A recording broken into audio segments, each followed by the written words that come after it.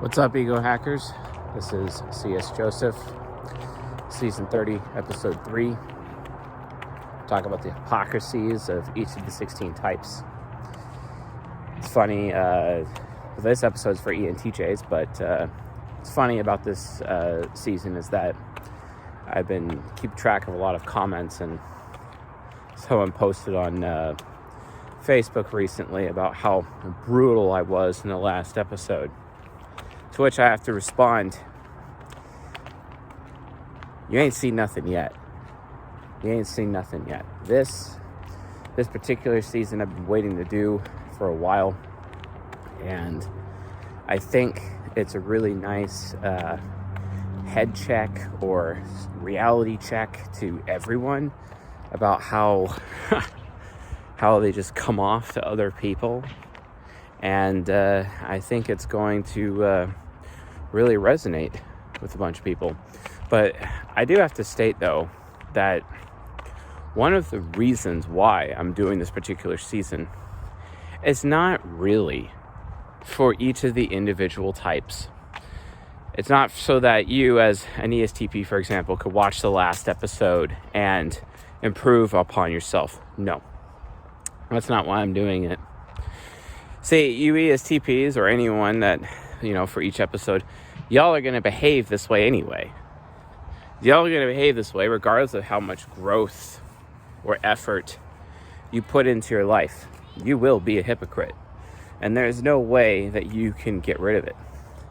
The reason why I'm doing this is so that other people who is not your type can watch the video and have ammunition with which they can criticize you and expose you for literally everything that you do, and for no other reason. Sure, if you want to watch the videos and be like, oh yeah, I really do that, I should work on that. Okay, yeah, sure, fine, go ahead. But hypocrisy always finds its way, always, and you will always be a victim of your own hypocrisy. And you will also have others in your life who will be victims of your own hypocrisy. No matter what level of maturity or growth or wisdom you have in your life, you are human. You are an incomplete being. Even if you had total integration of the four sides of the mind, in terms of your ego, subconscious, unconscious, or superego, you are still an incomplete human being, because what's in your head only represents 25% of the available psychology out there. But even then, it's much lower than that if you keep track for the fact that there's 16 different egos, 60 different subconsciouses, 16 different shadows, 16 different superegos, for example. So you actually have a lot less cognition, which means you as a human being will never be a total, complete being. You could only argue, really, that the creator is the only true, complete being. But the thing is, though, you need to learn how to humble yourself and accept the fact that you're a complete being and will remain so indefinitely. But the thing is, you being an incomplete being allows you the opportunity to actually enjoy life. I mean, there's a reason the human race was created, right? I wager it's because the complete being, the creator, was lonely. And, if you create a group called the angels, and it's already part of their nature to love you and take care of you, it's not as valuable as creating mankind, and mankind has a choice to love you, right? So you create them first, so your SE, oh yeah, they're going to stick around. They're not going to leave me. So they're meeting that SE need, right? But the extrovert and intuition need of, well, do they want me, though? It's part of their nature to stick around for me, right? And that's what humans are. Humans are there to fulfill the creator's extrovert intuition. He wants people to choose him. He wants to be wanted, right? Of course, a lot of you think I'm absolutely crazy for making these claims. But it's really important to me to go out of my way to understand the creator and their perspective and where they are coming from compared to humanity and other potential races out there in the cosmos and the reasons why behind they were created. And you may even suggest how arrogant it is for me to posit such things, to which I would respond with, yeah, you're right. I am being arrogant, but don't care, because I haven't found any alternatives that are more plausible than these present conclusions. So yeah. But remember, season 30 is not about you. Season 30 is about other people to watch the video about you so that they have ammo to criticize you when you're being a hypocrite, so that they can expose you, so that through exposing you, you stop being a hypocrite. Because if you're not exposed in life, the afterlife, you will be exposed. That's the difference. That's the difference. That's the issue. Because life is full of suffering. Hellfire is literally truth. Truth equals hellfire. It's there to burn the lies away. If the flames of life don't burn the lies away, and you got extra lies attached to your soul by the time you move on to the great beyond, I imagine you're going to have a hellish time in the afterlife until all of those lies are burned away. And then it'll be good. I suggest you allow life and the pain of life to go through with you to its full measure and its full course, such that you would allow all forms of suffering in this life, which is very terrifying, even for me to say, because with my SI inferior, I'm not really down for suffering of life, but I also know it is insanely necessary, albeit required in a lot of ways. So therefore, I suggest you do not do as ENTJs do and avoid unnecessary trauma in your life. So let's talk about ENTJs, the chief, the marshal, the in-charge type, the type who is ultimately the most financially savvy, the most operationally savvy in terms of business. They manage everyone else's money so well, not really their own in some cases. Oh look, a hypocrisy. ENTJs often take charge. They're wonderful people, and they're trying to find the principles behind the systems that they support and espouse and recommend to other people and implement for other people. Fantastic creatures. They even have this special skill that I have not often talked about, and I love this skill.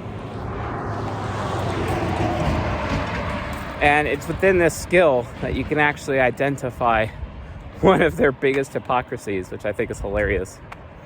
But this skill, when it comes to people in the workplace, getting work done, a project, it could be in a business, it could be in an education situation, like a project in education.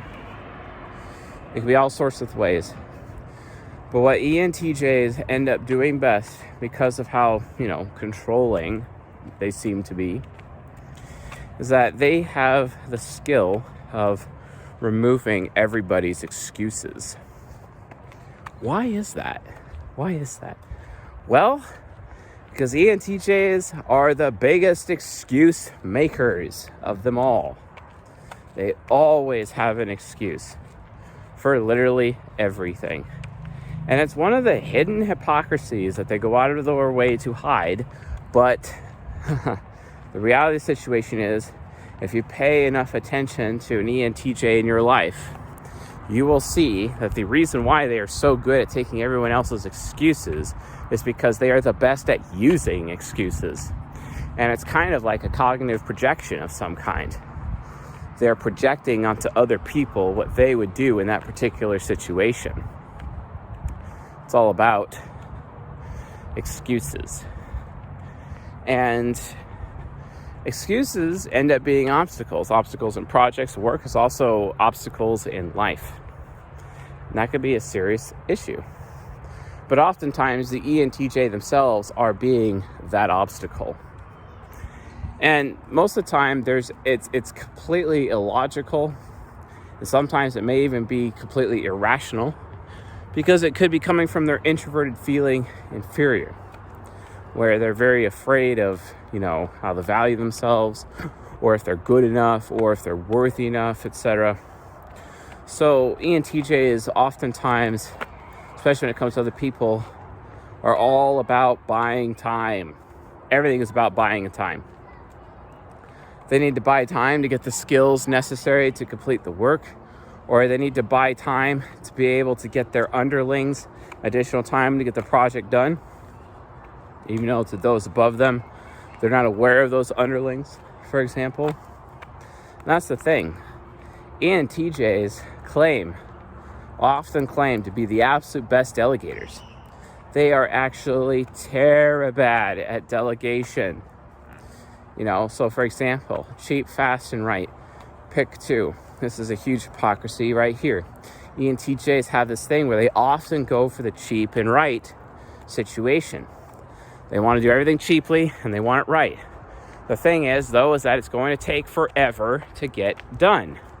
So in order to get the project done, it's whoever the project stakeholder is, or the leader of that project, or whoever the end customer is of that project, they have to buy time because they're doing it so cheaply. It's like they've accepted the project, then they hire someone super cheap to do the project for them as like a subcontractor, for example, and the customer has no clue about it. Then the ENTJ ends up making excuses to buy time for their cheap resource person that they hired to actually get the job done. And that way they walk away with even more money because they're triple outcome focused. This is an area with which ENTJs exercise their greed. And they protect their greed, their greedy behavior, which is their vice, virtue of generosity, but their vice of greed. They're often protecting their greed with excuses. They're always trying to buy time. The more time they're able to buy, the more money they are able to make. This is how ENTJs work. And you know what? It's no different in terms of sexual relationships. No different. That's how ENTJs can get. No different. Like a man, for example, who's trying to keep his options open. He's got multiple plates. He's spinning plates being women. Let's say he's sleeping with 5 different women at the same time. And 1 or 2 of them starts asking him for commitment. They're completely unaware that each other exists, for example, and they're asking for a commitment. And he keeps making excuses and avoiding commitment at all costs, etc. And he's just buying time while being able to maintain sexual access to those women. Which, I'm okay with him doing that. I have no problem with any man doing that, as long as the men are being honest about it.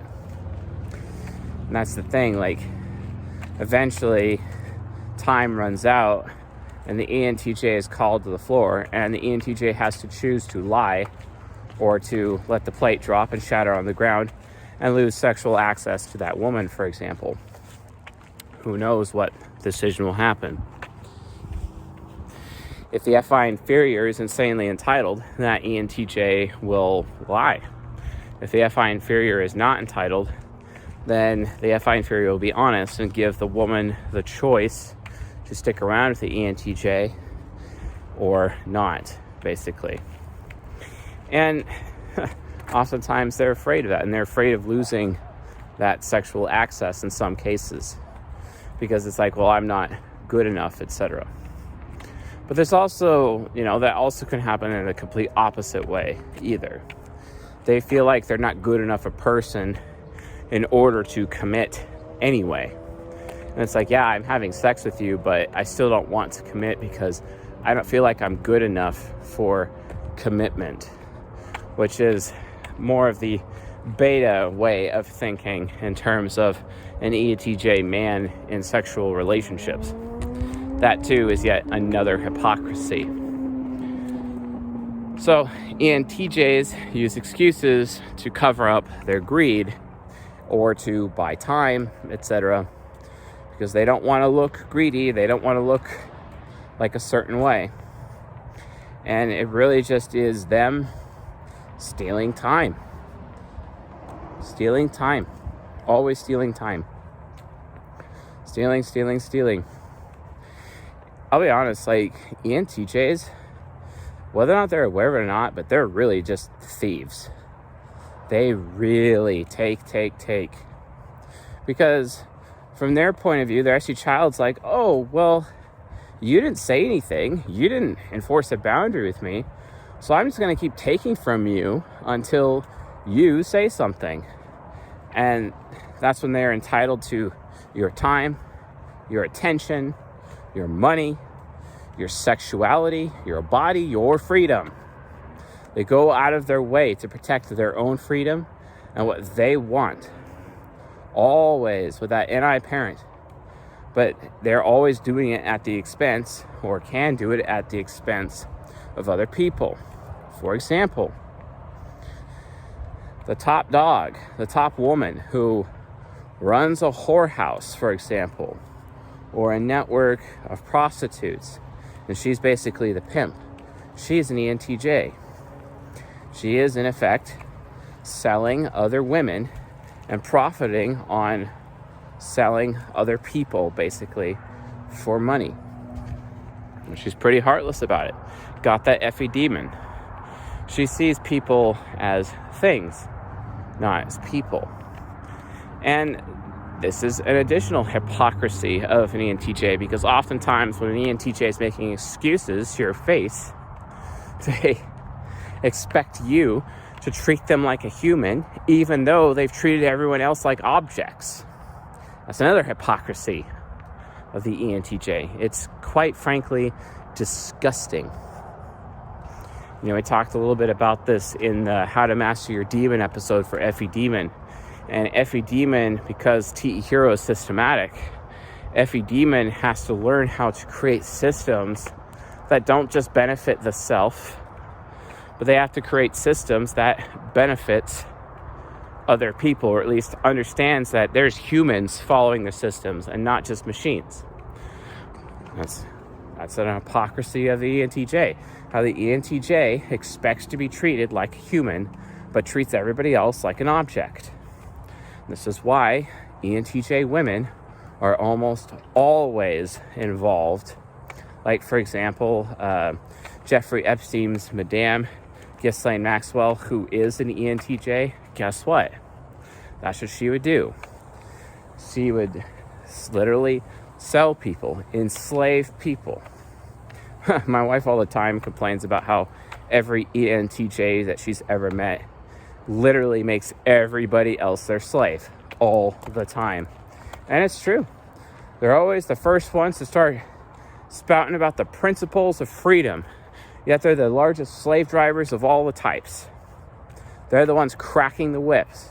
They're the ones objectifying people, literally turning people into cattle and treating people like cattle instead of actually treating them like humans. And then they expect everyone else to treat them like a human, even though they're the ones who are behaving the least humane. It's really sad. It's really frustrating, and it's gross. So gross. And then they end up, when they finally get caught, because they always get caught, when they finally get caught, instead of taking full responsibility for it, they blame other people around them, saying, well, you never told me I couldn't take from you. You never told me I couldn't be entitled to your body. You never told me I couldn't pimp you out. So because you never enforced your boundary, well, that means I get license to take from you. Wow. Thank you, Effie Demon. Thank you for giving a flying fuck about my humanity. Thank you for coming off so generous. It's like, oh, hey, honey. Yeah, you're really beautiful. You definitely get a lot of guys off at the club and whatnot. You should come with me. I'll introduce you to higher paying guys. I got a special group of guys that pay you a lot more. Hang out with me. It's an amazing opportunity. A great opportunity. God, I love how ENTJs are always putting lipstick on a pig, It's because they themselves are the pigs. God, it's just horrible. Horrible how they behave sometimes. And got to put lipstick on a pig, where I get all the benefit and you get all the responsibility. And instead, before you know it, you're a prostitute and I run your life. Whatcha? So get on your knees and open your mouth. Wow.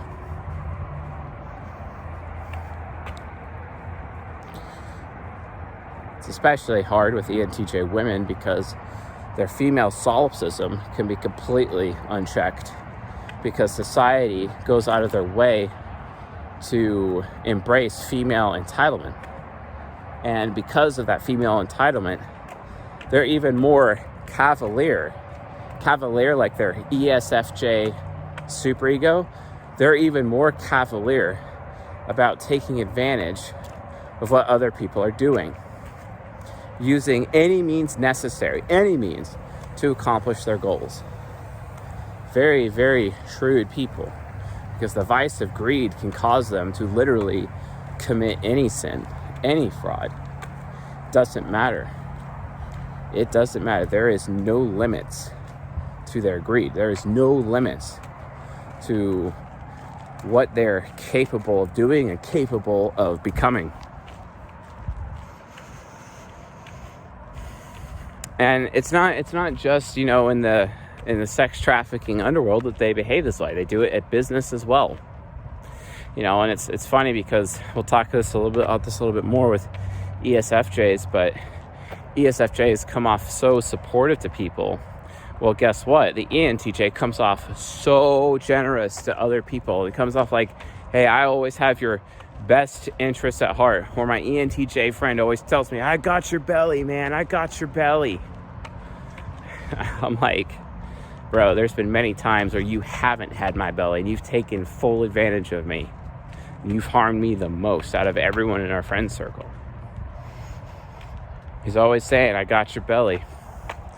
But when it comes down to it, do they really? Do they really got your belly? They got your belly if it serves them. Look at ENTJs, right? They like to come off so generous. Oh, look, I sacrificed for you in this one little area. So because I gave you an inch, I'm going to take a mile from you. And they always get so, with their superego, they always get like, well, I supported you this one time, but there's all these other strings that are attached. And because my SI trickster cannot remember, it's always an excuse with them. I can't remember how much I have given to you. And I can't remember, versus how much I've taken from you.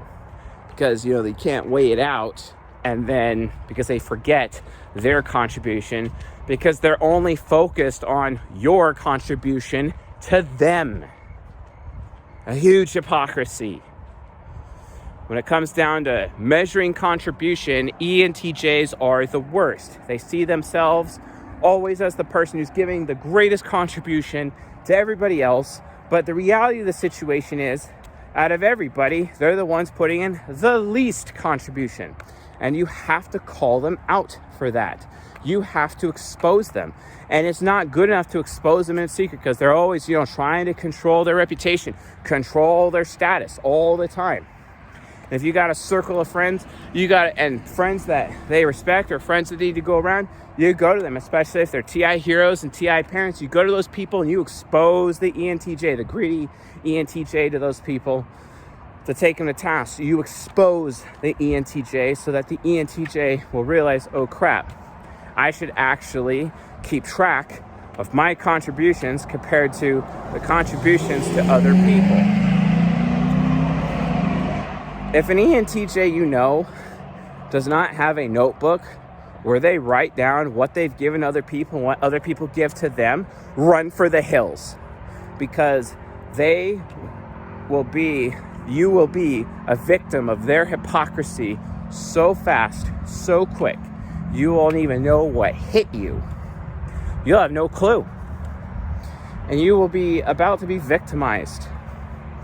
You have to keep track yourself, to the point of even, dates and time stamps about who said what did when. The Apostle Paul, it's really convenient for the Apostle Paul because he is an ENTJ, and supposedly, he's writing books of the Bible, right? And all of a sudden it's 1 Corinthians chapter 13, the love chapter. And then he starts writing about how love doesn't, quote, keep a record of wrongs. Oh, Apostle Paul, you little bitch. Actually, it does keep a record of wrongs, because true love will always make sure that our motherfucking boundaries are always set. And I'm not going to let you, Mr. Apostle Paul, take advantage of me or anyone that I love just so that, you can go around preaching the gospel of Jesus Christ and shit. And then you'd be like, oh, well, true love keeps no record of wrongs. Wrong. True love does keep a record of wrongs. True love keeps that record of wrongs and slams and exposes people with those wrongs. And then true love decides that I'm going to give you a choice. You're either going to stop wronging me or I'm going to abandon you. If it wasn't true love, it would just be, I'm going to outright abandon you and not give you the opportunity to fix it. This is an area where Paul is putting a lot of himself into his letters in the New Testament and literally expecting people to unwisely behave. He's literally doing cognitive projection as an ENTJ onto everybody else, because he doesn't like it when people keep a record of wrongs that he has done to them, because he is trying to enable himself and get other people to enable his inability to keep track of his contributions to others when compared to their contributions to him. And then he puts it in his letter, and some stupid idiots in the Council of Nicaea, all these gray-haired assholes, just decide to vote as to what belongs into the Bible. And we're expected to fucking, support these fucks. We're supposed to accept this so-called conclave where the bunch of old men gather around and then they vote on what they believe is God's word or not. And then we're supposed to take it as God's word for our life. Really? When you just have to remember that Paul is actually a man. He's also a serial killer. Don't forget that. And the serial killer is telling other people to not keep a record of wrongs. Wow. And there's people watching this right now that think that what he says in those letters is that it's God's word. Really? Even when Paul himself has said, quote, "This is me speaking and not the Holy Spirit." Really? Come on. Wake up. The ignorance of people. But look at Paul. We gotta make sure that people, they shouldn't be keeping record of wrongs. I'm sorry, but keeping a record of wrongs, especially when it comes to an ENTJ, is really the only way to have a relationship with an ENTJ, because they always hypocritically forget. Do they really forget? Because it's all about what you can do for them. It's very rarely ever about what they could do for you, because they'll be like, oh yeah, sure, this is all what I could do for you right at the beginning. Right at the beginning. Oh yeah, I'm going to show you a little bit of generosity, and it's going to be good. It's going to be okay. Here, have $1,000, or here, have $6,000 here, but it's always all about strings attached. Kind of like the mayor of San Francisco in 1878, an ENTJ fellow who decides to give some guy a contract to put down rail in the city, so that they have a light rail system inside of San Francisco. And then after giving the money in the contract to that guy, he goes over to that guy and says, well, since I gave you this contract, I expect you to donate some of this money to one of my friends' political campaign. And then he says, yeah, well, you know how business works. Money may exchange hands, but it's always on the table. Wow. The cinematic adaptation of that event is on HBO Max in the show called Warrior. Main character is an INTP. His name's Assam. It's a nice kung fu hustle-like show. I recommend it. Very Game of Thrones, extremely graphic. One of the most graphic TV series I've ever seen, even more graphic than Game of Thrones. So, please be aware of this when dealing with ENTJs. And be really careful accepting help or accepting generosity from an ENTJ, because if you do, you better keep track of your contributions compared to their contributions at all times. And ENTJs, if you're watching this, you better keep track as well. You are not a good person, ENTJs, if you do not keep track of your contributions compared to other people's contributions. I don't care how insincere that sounds.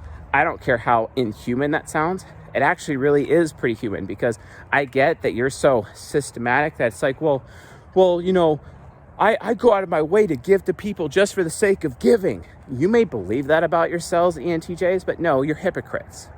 You actually rarely do this. Rarely. Because yeah, sure, it always starts with, oh, I'm just going to give to him. I'm just going to give to her. I'm going to give them this opportunity. I'm going to give them this contract. I'm going to give this. I'm going to give this. I'm going to give this. But it's always with a cost. Where an ENTJ, they give you a big contract, but then they get to decide how you spend the money. Wow. And if you notice, how you spend the money always seems to benefit them in some capacity. They always make it about how it benefits them and their own long-term agenda. An agenda that you can't even see because it's so far out. It could be in the next 5 or 10 years. But you can't see it. You can't see it. INTPs can see it. They have any parent. They can see what they're doing. Any heroes could see what they're doing. But most people aren't NPs out there. So they all fall victim to the ENTJ when this happens. Especially the bronze pair. And then after a while, the bronze pair, it's 20 years later, and they're like, oh crap, I've been severely taken advantage of. Yeah, because your ENTJ is a hypocrite. And because you weren't keeping track of the contributions. You weren't keeping track of that record of wrongs. Because honestly, folks, it's only through a record of wrongs that you can have a good relationship with an ENTJ. Because everything they do for you, ultimately, there's always strings attached. Yes, in the very first moment, when they're giving to you, there's no strings attached. And I'd say this 90% of the time, there's no strings attached when they're contributing to you. But then after a while, their ESFJ superego will become bitter and envious. Envious of all your success that they supposedly built up in you with their INTP shadow. And then they will start to feel entitled with their FI inferior to take some things back and to take from you. Hey, I did all these favors for you, so I get to take from you later. And it's a form of covert contracting, except it doesn't look like it's covert contracting because it's over an extremely long period of time. An ESFJ doing covert contracts, they're gonna do it, but it's not over an extremely long period of time. No. They're concrete. It can be immediate. It can be on a day-to-day basis. The ENTJs play the long game, whether they're aware of it or not, and they'll cash in. They always do. You can always expect them to try to cash in, and you better be ready, especially with your log of contributions, to smack them in the face with it when they start coming to collect. And that's the thing. They're all about coming to collect. Here's another area of hypocrisy with ENTJs. INTPs, their golden pair, ENTJs can get so paranoid with their critic function that they end up getting to the point where they expect betrayal. And then because they expect betrayal from somebody, they start to treat that person differently, as if that person has already betrayed them. Guess what? All NJs do this. Every NJ is always out there trying to get ahead of the betrayal. Idiots. Absolute morons when they do this. And this is why the INTP always says, well, if I'm going to do the time, I may as well do the crime.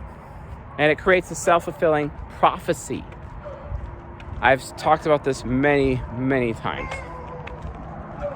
INTPs could see it, but other people cannot see it. ENTJs, stop being so paranoid. You have to recognize that you may not actually be aware of how much suffering you have put other people with your long-term covert contracts, with your strings attached to everything generous you've ever done. You know, when I was a little kid, they called this Indian giving.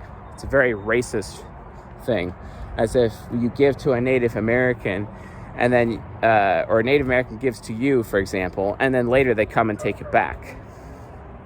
Well, that kind of giving is predominantly what ENTJs do, and it's very hypocritical of them.